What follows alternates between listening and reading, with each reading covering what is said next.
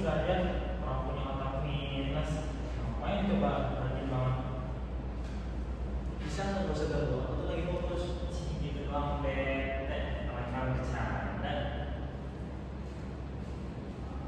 Kata cuma bercanda seringkali menjadi kedok untuk membenarkan suatu perundungan di sekolah. Ketika kata bercanda berubah menjadi ketakutan, disitulah rasa aman siswa perlu dipertaruhkan.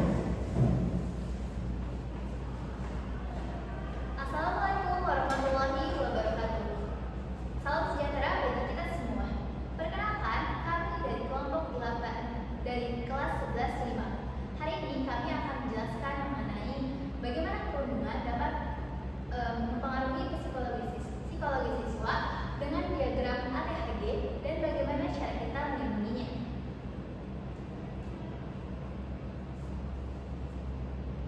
Sebelum menjelaskan lebih lanjut apa itu diagram ATHG, mari kita samakan persepsi kita tentang cyberbullying dan bullying. Bullying adalah tindakan kekerasan yang dilakukan oleh pihak yang lebih kuat dengan tujuan untuk menyakiti dan mempermalukan pihak yang lebih lemah. Di era digital ini, bullying berevolusi menjadi cyberbullying. Cyberbullying adalah tindakan kekerasan dengan menggunakan media internet seperti media sosial ataupun aplikasi chatting.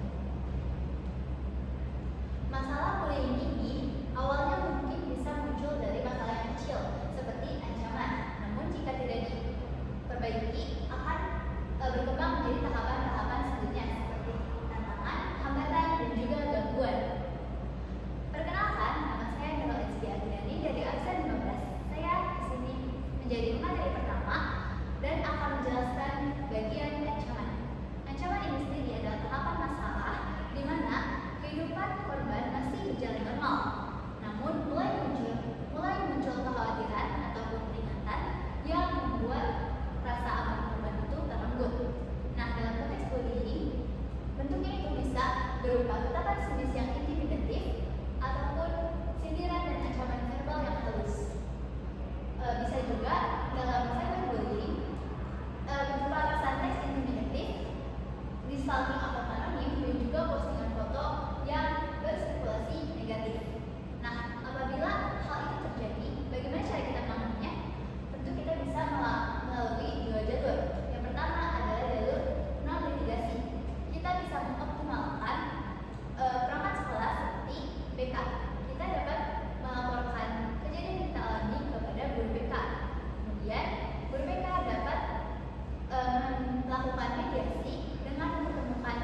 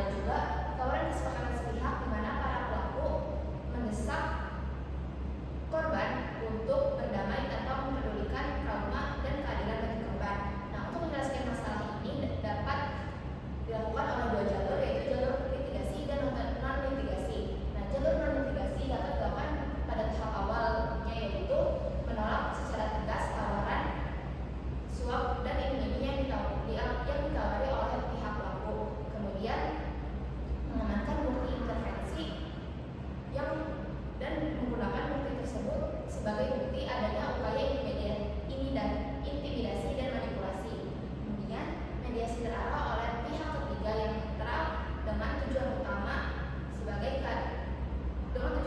adalah keadilan bagi korban. Nah, kemudian jalur litigasinya itu adalah laporan pelanggaran aturan sekolah di mana kita memastikan sanksi akademik dan regulasi aturan sekolah itu berjalan secara tegas.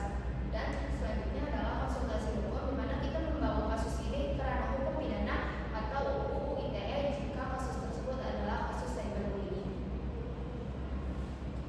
Perkenalkan, nama saya Muhammad dari absen 20. Di sini saya membahas mengenai hambatan. Pada tahap ini terjadi penurunan efektivitas atau efisiensi kegiatan atau pekerjaan si korban, dan juga terdapat faktor yang menghalangi si korban.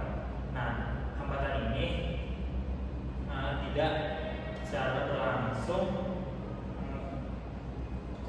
mengancam keberadaan si korban. Nah, masalah yang dapat terjadi adalah pertama, terlambat si korban melakukan pekerjaan atau kegiatan di mana pelaku merusak pekerjaan si korban pada dunia nyata, dan juga pelaku memberi hinaan di akun media sosial si korban. Yang kedua, terhalangnya akses informasi atau fasilitas. Pelaku di sini menghalangi si korban agar tidak dapat menggunakan fasilitas yang dibutuhkan, dan juga memberi informasi yang tidak tepat terhadap si korban.